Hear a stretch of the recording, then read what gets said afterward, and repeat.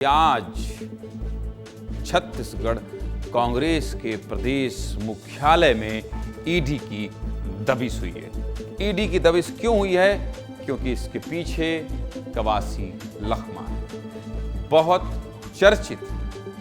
चर्चित मामला है शराब घोटाला। छत्तीसगढ़ के चर्चित शराब घोटाले में ईडी ने आज फिर बड़ी कार्रवाई की है और पहली बार किसी राजनीतिक पार्टी के कार्यालय में ईडी ने दस्तक दी है। क्या है पूरा मामला? जानना चाहते हैं, विस्तार से समझना चाहते हैं? चलिए पूरी खबर बता देता हूं। भूपेश बघेल सरकार में आबकारी मंत्री रहे कवासी लखमा शराब घोटाले मामले में जेल में बंद और दूसरी तरफ ईडी की कार्रवाई लगातार जारी है। इसी सिलसिले में ईडी की टीम ने रायपुर कांग्रेस कार्यालय में आज दबिश दी। ईडी के 2 अधिकारी राजीव भवन पहुंचे और सुकमा में बने कांग्रेस कार्यालय के निर्माण को लेकर प्रभारी महामंत्री मलकीत सिंह गैदू से पूछताछ की। सबसे पहले इस कार्रवाई के पीछे की इनसाइड स्टोरी क्या है, मैं आपको समझा देता हूं। ईडी के वकील सौरभ पांडे ने आरोप लगाया था कि कवासी लखमा को हर महीने 2 करोड़ कमीशन मिलता था और 36 महीने के हिसाब से कवासी लखमा को 72 करोड़ रुपए कमीशन मिला था। इसके साथ ही ईडी के वकील सौरभ पांडे ने यह भी कहा था कि इस पैसे का इस्तेमाल कवासी लखमा के बेटे हरीश कवासी का घर और सुकमा में कांग्रेस भवन के निर्माण में किया गया था। इसी मामले को लेकर ईडी आज राजीव भवन पहुंची थी। अब आज की कार्रवाई में ईडी ने कौन कौन से दस्तावेजों की मांग की है, ये भी जान लीजिए, ये भी आपको बता देता हूं। ईडी ने 4 बिंदुओं पर कांग्रेस पदाधिकारियों से जानकारी मांगी है। ईडी ने सबसे पहले सुकमा में कांग्रेस भवन के निर्माण की शुरुआत कब हुई और कब तक ये बनकर तैयार हुआ, इसकी जानकारी मांगी। इसके अलावा ठेकेदारों के नाम और डिटेल के साथ कांग्रेस भवन के लिए भूमि और खर्चे की जानकारी भी मांगी गई। जिस पैसे से सुकमा में कांग्रेस भवन बनाया गया है, वो पैसे कहां से आए, ईडी ने इसकी भी जानकारी मांगी। कांग्रेस पदाधिकारियों को 27 फरवरी तक ये सभी जानकारी देनी होगी, नहीं तो बड़ी कार्रवाई हो सकती है। आगे बताऊंगा, लेकिन पहले इस मामले से जुड़ी ये रिपोर्ट देखिए।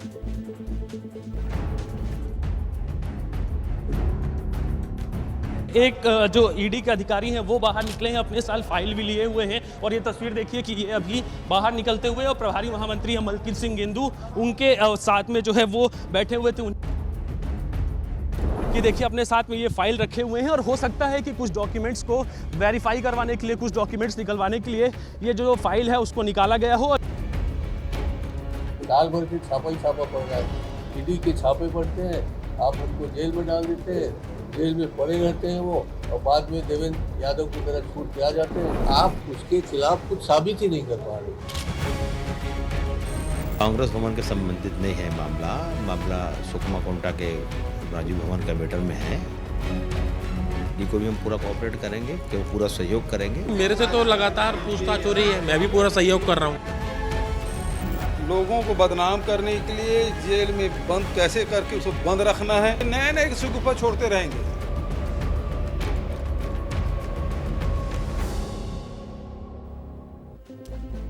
कांग्रेस प्रदेश प्रभारी महामंत्री मलकीत सिंह गैदू मान रहे हैं कि सुकमा कांग्रेस भवन निर्माण को लेकर ईडी की टीम ने समन सौंपा है। वहीं नेता प्रतिपक्ष डॉक्टर चरणदास महंत इसे जानबूझकर होने वाली कार्रवाई बता रहे हैं। राजनीतिक दल हैं, सियासी बयानबाजी होगी। शराब घोटाला छत्तीसगढ़ का बहुत बड़ा मामला है। 2023 के विधानसभा चुनाव में भी ये मामला खूब गूंजा। शराब घोटाले को लेकर कांग्रेस हमेशा बैकफुट पर रही है और बीजेपी हमलावर। ऐसे में ईडी की कार्रवाई को लेकर बीजेपी ने कांग्रेस पर निशाना साधा है। डिप्टी सीएम विजय शर्मा ने क्या कहा है, ईडी का छापा उस जगह पड़ा है जहां पर भ्रष्टाचार का पैसा लगा है। तो बीजेपी विधायक राजेश मूणत ने कहा है कि तथ्यों के आधार पर कानून अपना काम कर रहा है। क्या कह रहे हैं डिप्टी सीएम विजय शर्मा और विधायक राजेश मूणत, ये भी सुनिए।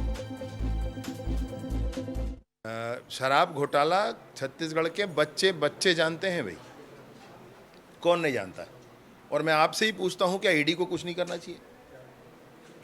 ईडी काम क्यों नहीं करेगी भाई? ईडी को अपनी कार्रवाई करना है, करे। और वो व्यक्ति जो निरपराध हैं, कतई संशय में ना रहे। ऐसा किसी अन्य के साथ नहीं होने वाला है। जहां तक विषय आगे बढ़ेगा, मैं अब तक तो यही देखते आए हैं, वही होता आया है। तथ्यों पर आधारित होकर के उनको कोई फ्लू मिला होगा, उनको कोई जानकारी मिली होगी, किसी प्रकार के उनके पास कोई सोर्सेस होंगे, उन सोर्सेस के आधार पर ही जाकर के कोई एजेंसी कहीं पर जाकर के रेट मारती है। इसलिए दूध का दूध और पानी का पानी हो जाएगा, इसमें चिंता की कोई बात नहीं। इस मामले में आगे क्या होगा ये तो ईडी की अगली कार्रवाई के बाद ही पता चलेगा, लेकिन एक बात तो तय है कि शराब घोटाले में ईडी का एक्शन लगातार जारी रहेगा और आने वाले समय में कई बड़े खुलासे भी हो सकते हैं। लेकिन आज की तस्वीर के बारे में रोहित, मुझे लगता है आपसे बात करना चाहिए। आप कांग्रेस कार्यालय में ही खड़े हैं, मुझे आज की तस्वीर बताइए। जब आज कांग्रेस कार्यालय पहुंचे थे तो मैं माहौल समझना चाहता हूं, क्योंकि पहली बार किसी राजनीतिक पार्टी के मुख्यालय में ईडी इस तरह से पहुंची थी। तो क्या माहौल था, कौन लोग थे वहां, नेता कितने थे, क्या चर्चा हो रही थी, माहौल के बारे में आप बताइए।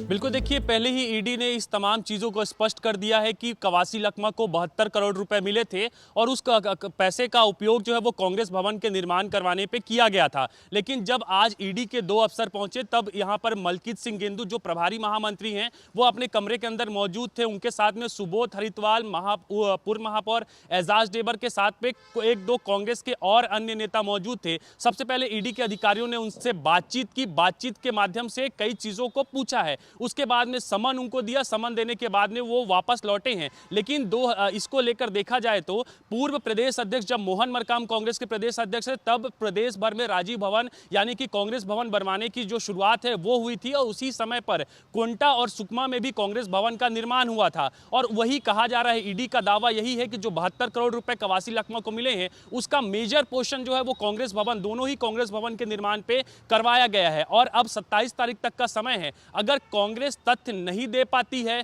ठेकेदार के बारे में जानकारी, पैसे के बारे में जानकारी, जमीन के बारे में जानकारी, इसके साथ ही निर्माण संबंधित जानकारी, तो कांग्रेस भवन को अटैच किया जा सकता है, यानी कुर्क किया जा सकता है। अगर ऐसा होता है तो देश का पहला राज्य छत्तीसगढ़ होगा।